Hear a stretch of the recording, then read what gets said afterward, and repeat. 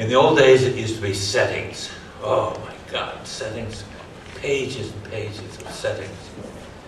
And the purple hills and gilded by the setting sun and all that stuff. You can't do it anymore.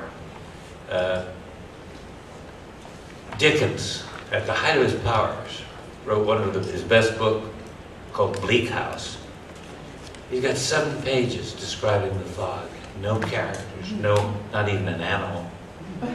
Fog for 7 pages. It is beautifully written. But it would no more get published today. The editor wouldn't get to the 2nd page. You gotta have, if you're gonna write about weather,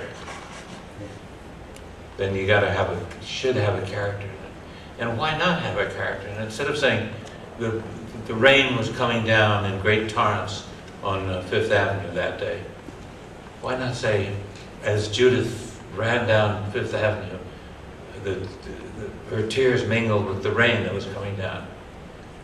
You're not losing anything, you're gaining something. Something's happening. Do not start your story with a woman sitting in the kitchen saying, oh my, here I am, 43, kids have gone off to school, my husband's having an affair with his secretary.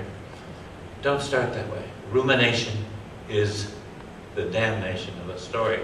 You don't start with somebody ruminating. If you do, make it brief and have the telephone ring, and an old boyfriend is in town or something's happening. Start with something happening, whether it's a little league game, a funeral, a wedding, a train arriving, a plane leaving, something happening, a telephone ringing, anything. But I'm amazed at the stories we see where they just lie there and you keep waiting for the other shoe to drop. You're waiting for somebody to promise trouble. And that's what these stories are about. Conflict, and you may not like conflict in real life, none of us do. But if the story doesn't have conflict, then soon we put it aside and watch Jeopardy. So anyway, the first category is setting. And that includes weather and describing, for example, I picked up the Picture of Dorian Gray, which is a great story by Oscar Wilde. It goes on for several pages of just describing the parlor. There's nobody in the parlor. He could have done the same thing by saying, hunched over in the corner of the parlor sat a young man with tears running down his cheeks. Now we care about the parlor.